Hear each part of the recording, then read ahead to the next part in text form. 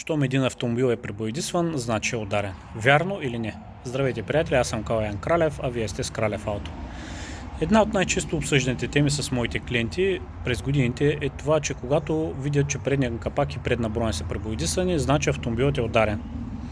И започваме една такава дилема, дали е ударен, дали не е, и обясняваме, че най-честата причина, поради която се пребоядисва преден капак и предна броня, това е, че когато автомобила се кара извън града, знаете, че по него полепват много насекоми. Когато не се почистят тези насекоми, в продължение на месец или два, кръвта, която се полепва по предния капак, тя съдържа киселина. Тази киселина, когато не се почисти в продължение на месец или два, тя започва да разяжда лаковото покритие и се получават като едни такива микроязвички, микродупчици. И с течение на времето те стават много големи.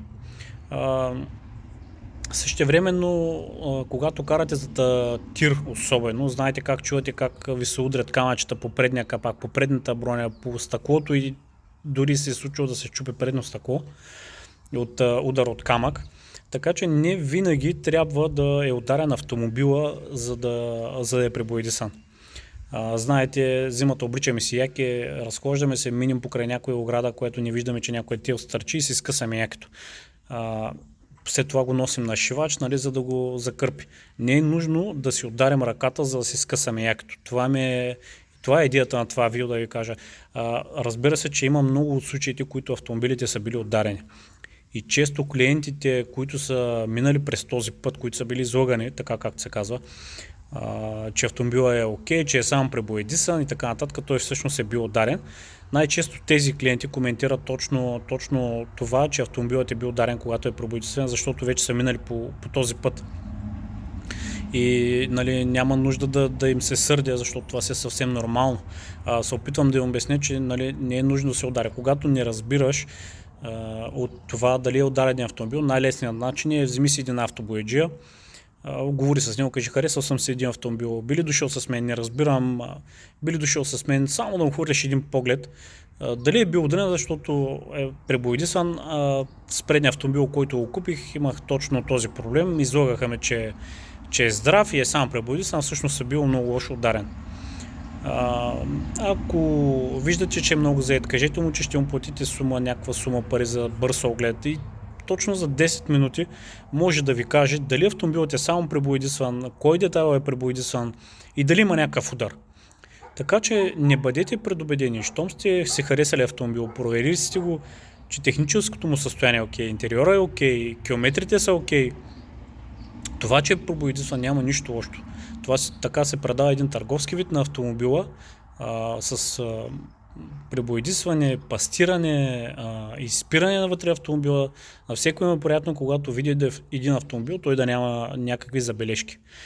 Знаете, най-често дори нашите автомобили, когато спрем на Kaufland или на Lidl, тези търговските вериги, спираме далеч от колите, за да ни ударят, но има такива, които не се съобразяват с нас, спират до нас, отварят вратите, удрят се в калници, в врати, в капаци и веднага се получават щети. Няма как 5, 8, 10 или 12 годишна кола да няма някакви пребоядисвани детайли. Да, не казвам, че няма. Наистина през годините ми се е случило за 15 години, през които продавам автомобили, да има автомобили, които наистина не са пребоядисвани, но те са изключително голяма рядкост. Те са може би 8 или 10 за 15 години. Представете си, че това е по един автомобил близо на година. Ако имате време, ако искате такъв автомобил, разбира се, няма никакъв проблем. Изчакайте, търсете и ще намерите. Но казвам, че заради едно освежаване на автомобила не изпускайте проверен, здрав и технически окей автомобил. Трябва да се направи някакъв компромис. Дали ще е било, че е пребоядисан, дали че примерно амортисьорите са му сменени, в това също няма нищо лошо. Дали биалетки или тампони са сменени, също няма нищо лошо. По този начин вие предавате на клиента един по-добър автомобил, по-сигурен автомобил. И така че няма нищо лошо в това. Просто искам да ви кажа, не бъдете предубедени. Ако автомобил ви харесва, проверили сте го и той е технически окей, няма удария, само пребоядисване, това да не ви спира да си купите този автомобил, който ви харесва. Не искам да ви агитирам с това видео, просто искам да ви кажа да не бъдете предубедени. И сега повечето хейтери ще кажат, те повече са ударени, така са направени и са ги замазали, и зато и ги бойдисват. Да, има и такива, има и такива, които са минали по този път и точно тези клиенти, които са минали, те са оплашени и те са предубедените. Просто искам да им кажа точно на тях и на другите, не бъдете предубедени. Щом веднъж сте били излагани, проверете си нещата 100%. И ако наистина те са така, както ви обясняват и така, както ги виждате, действайте. Това е от мен. Надявам се видеото да ви е било полезно. Желая ви успешна седмица!